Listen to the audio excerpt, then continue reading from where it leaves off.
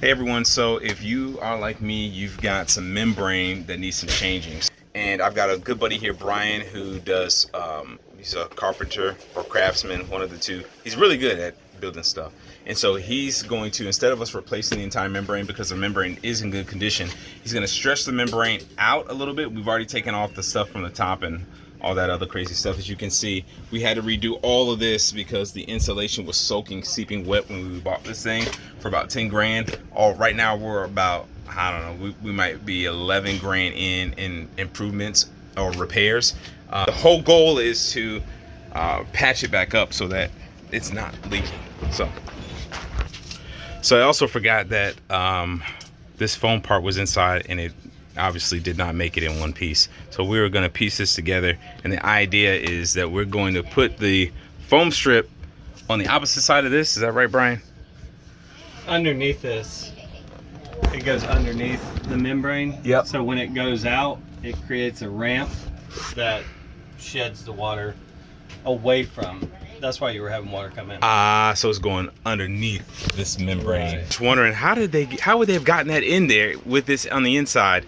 And that's probably how they did it. They put the flap in first and then seal it or lock it. Okay, so now once we've got that styrofoam piece, which is nestled up right behind this spot, we dragged the extra, which you saw us kind of lift up on the underside. We dragged all the extra piece to hang off this end because we're gonna have to put these just like this over here. And we could technically do the same thing with this as well. So here is the wisdom of experience. So when you pull out your membrane and lap it down over where you're gonna be at, because it's the same membrane, we're not using anything new, we just pulled it up in the front, pulled it down in the back.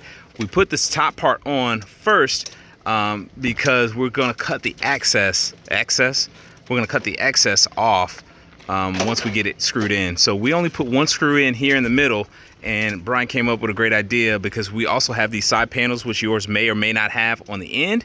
And what we're gonna do is make sure that the side panels will grab with the distance that we put these on. If that didn't make sense, basically, sorry. But either way, that's the idea.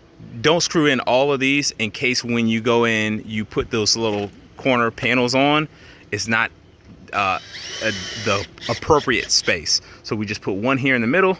He's gonna put that one on that side, this one on that side, and if it fits snug. But looking at this, it doesn't have to be any particular spacing, honestly. Just because of the way this goes on there is you hook it and you press in and you screw. Even better. So, sweet, so it doesn't matter. Yeah. Well, there you go. So doesn't matter. So we're just gonna screw all of these in. He's gonna put those ends on that, and then we're gonna cut this. And then the next part is to pin these down with these bars here, and that's it.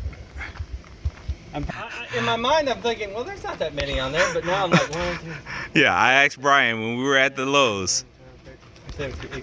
I specifically said, 21. Is 30 screws gonna be enough? Yeah, 30 screws is enough. It's not gonna be enough. Get more than 30 screws. All right, we're putting the second side on, and as you can see, the membrane's underneath, and that Flex Seal tape is overlapping it. And it's looking nice, man. Now I don't look like the ghetto dude in the RV park anymore. Thanks, Brian. All right, guys, so we are sliding in this, I don't know what you want to call it, this, whatever it is. We're sliding this in over the screws to kind of keep those screws, I guess, from... We'll call it beauty mold. There you go. What does that mean? It means it pretties everything up. Oh, beauty mold. There you go. Beauty mold. So we're sliding that back in there, and it doesn't need anything special other than you just kind of crunch it together and then press it in. All right, guys, so you can see he's putting the corner in now, and the corner kind of just locks those two edges together. And it goes in with just one screw on my model. I'm not sure what yours is like, but again, I mean, it's just goes right in. For free. So guys, our screw thing popped out, and Brian's the man. He just grabbed some Loctite 406 and put that on. Is that like super glue? Yep. All right. What it actually does is it'll actually fuse plastic together. Wow. This Very stuff cool. This stuff is pretty good. So the two shall become one, like marriage, huh? Hey everyone, so thanks to my friend Brian's ingenuity, we were able to go and replace this entire top part. So I just wanted to do a quick analysis of how much it actually cost me to do this job.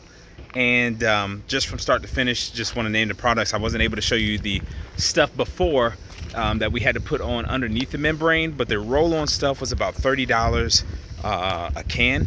Paint tools was about $7 for the roller.